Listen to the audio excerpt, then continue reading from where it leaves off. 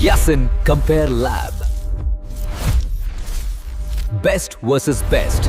Ultimate comparison. तो दोस्तों Infinix ने मार्केट में एक नया बीस्ट उतार दिया है। नाम है नोट 60 प्रो। बातें तो इसके बारे में बहुत हो रही हैं, पर क्या इसमें सच में वो दम है? यासीन कंपेयर लैब में आज हम इसी का पूरा सच जानेंगे। चलिए शुरू करते हैं। आज हम इस फोन के हर एक कोने को छान मारेंगे। इसका डिजाइन कैसा है, गेमिंग में कितनी पावर है, कैमरा सच में कैसा परफॉर्म करता है, और बैटरी तो इसकी जान है। सब कुछ कवर होगा ताकि आखिर में कोई कंफ्यूजन ना रहे। तो सबसे पहली चीज फर्स्ट इंप्रेशन, मतलब जब फोन पहली बार हाथ में आता है तो वो फील कैसी आती है, चलिए देखते हैं। बॉक्स खोलते ही ना एक प्रीमियम वाली फीलिंग आती है। मेटल फ्रेम है, हाथ में एकदम सॉलिड लगता है, और ये जो सोलर ऑरेंज कलर है ये तो भाई भीड़ में बिल्कुल अलग ही चमकेगा। पर सबसे कूल चीज पता है क्या है? इसके पीछे लगा एक्टिव मैट्रिक्स डिस्प्ले, जो सिर्फ जरूरत पड़ने पर ही ऑन होता है। क्या कमाल का टच दिया है। देखो, डिजाइन तो बहुत बढ़िया है, पर असली खेल तो परफॉर्मेंस का है। अब बात करते हैं इस फोन के इंजन की, इसका डिस्प्ले और प्रोसेसर। कागज पर तो नंबर्स एकदम कमाल के हैं, पर असल दुनिया में इसका मतलब क्या है? 4500 निट्स। ये नंबर सुनकर ही होश उड़ जाते हैं। इसका सीधा सा मतलब है कि कड़कती धूप में भी स्क्रीन पर सब कुछ क्रिस्टल क्लियर दिखेगा। विजिबिलिटी की तो कोई टेंशन ही नहीं है। और परफॉर्मेंस का सबूत चाहिए तो ये देखो, 1.1 मिलियन का एंटूटू स्कोर। ये नए स्नैपड्रैगन 7S Gen 4 चिपसेट की असली ताकत दिखाता है। सच कहूं तो इस प्राइस पर ऐसा स्कोर मिलना कमाल है। तो इन सब भारी भरकम शब्दों का आखिर मतलब क्या है?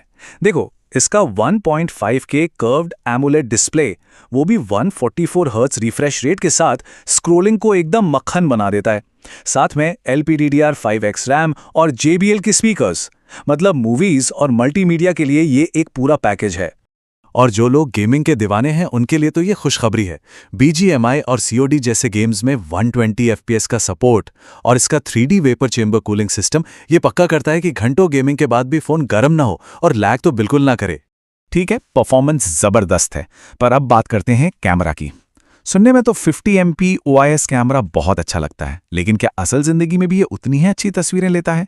चलो इसका रियलिटी चेक करते हैं। हार्डवेयर की बात करें तो मेन कैमरे में सोनी का भरोसेमंद IMX882 सेंसर है, और फ्रंट और बैक दोनों से 4K रिकॉर्डिंग कर सकते हैं, जो कि बहुत बढ़िया बात है। लेकिन असल कहानी तो रिजल्ट्स में है ना? और यहीं पर हमें एक ईमानदार सच्चाई पता चलती है। रेडिट पर एक यूजर ने साफ साफ कहा है कि इस फोन का असली हीरो सिर्फ इसका मेन कैमरा है। अल्ट्रा वाइड और सेल्फी कैमरे उतने अच्छे नहीं हैं। तो ये जानना बहुत जरूरी है। तो मेन कैमरे का निचोड़ ये है, अच्छी रोशनी में आपको बढ़िया डिटेल्स वाली फोटोज मिलेंगी जिनमें नेचुरल बैकग्राउंड ब्लर भी अच्छा होगा।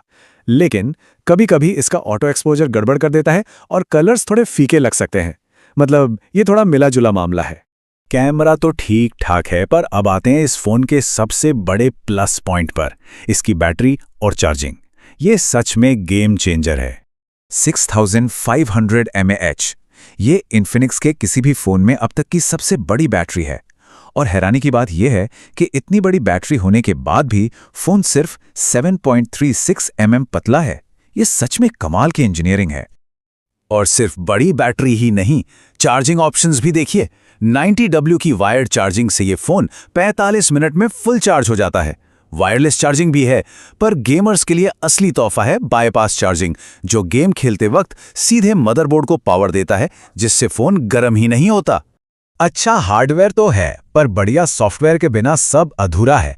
और सॉफ्टवेयर वो डिपार्टमेंट है जहां इन्फिनिक्स ने इस बार सच में बहुत बड़ा सुधार किया है।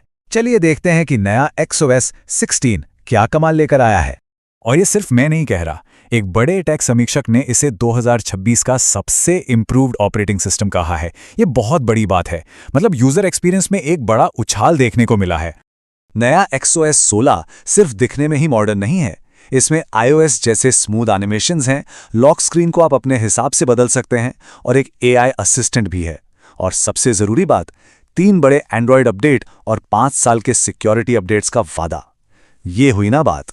तो अब आ गया है फैसले का वक्त। इतनी सारी बातें जानने के बाद क्या ये फोन लेना चाहिए? चलो दूध का दूध और पानी का पानी करते हैं।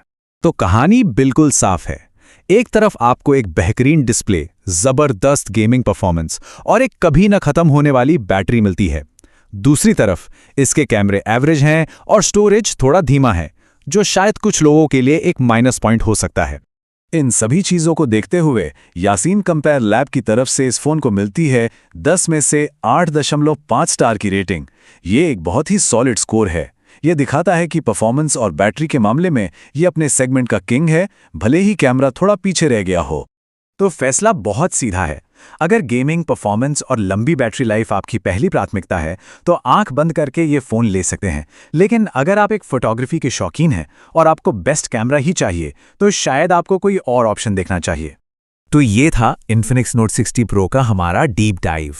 अगर ये जानकारी काम की लगी हो तो एक लाइक ज़रूर करना और ऐसी ईमानदार रिव्यूज़ के लिए यासिन कंपेयर लैब को सब्सक्राइब करना मत भूलना।